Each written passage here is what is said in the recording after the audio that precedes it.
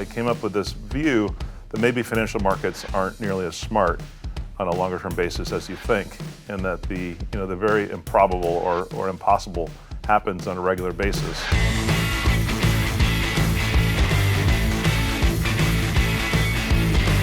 I started in January '96 at a small hedge fund here in San Francisco doing emerging markets. And emerging markets were a relatively new asset class, and so there's a lot of excitement about it.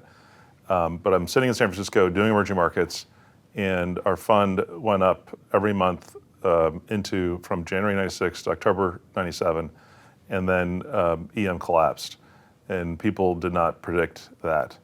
And the U.S. kept doing well. It bottomed in '98, about a year later, and then the U.S. went up to a bubble, and nobody predicted that.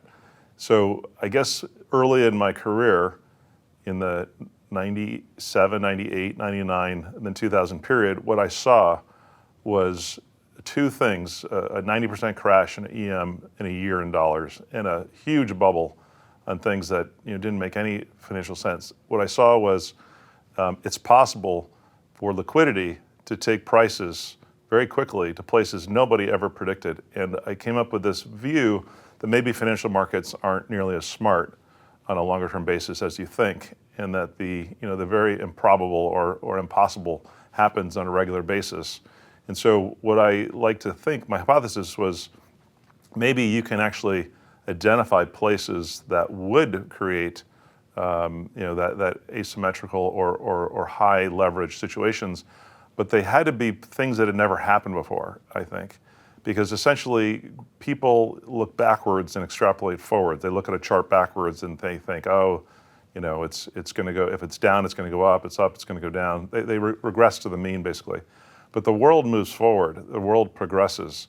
And essentially the other principle is that I like to say price is a liar, meaning if the massive liquidity has moved so much to one direction and it's pricing in something, but it's not actually true, or it's not going to be true in a month, a year, 2 years, the liquidity is going to change directions, and therefore you're going to have a chance to either make or lose a lot of money. So what I've tried to do is to understand many different asset classes, many different markets, to put together an understanding of where prices are, where liquidity is, and then match it to the fundamental changes in industries and companies and perspectives. So if you go back to 2000, right, August of 2000 is when I started, just before the US market rolled over.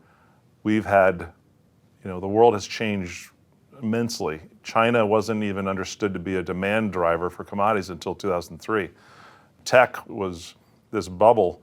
It was forecasting incredible promise, but that promise didn't really become, I think, discounted in markets until 2013, when growth stocks really started outperforming.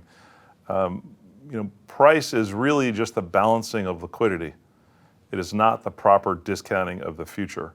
So the question is, where is liquidity now relative to where liquidity is going to be in the future for fundamental structural reasons? And so I use, one way I use it is go back 5 years. 5 years is a long time in the financial markets. So go back 5 years, in this case 2014, middle of 2014, and think about what the world thought was going to happen and compare it to where it is now. Go back 5 years before that, 2009, right? And think about what you thought about the world then versus where it was in 2014. I mean, 5 years is a long, long time, because liquidity has a chance to move, dramatically to one place or another. And I'd say markets are more efficient now. I think, the most powerful, dominant companies in the world are generally US and some Chinese internet companies, and I don't see a lot of vulnerability there. And I think the liquidity of the S&P, the governance of the S&P, which is incredibly different than it was 10 years ago, is reassuring to people.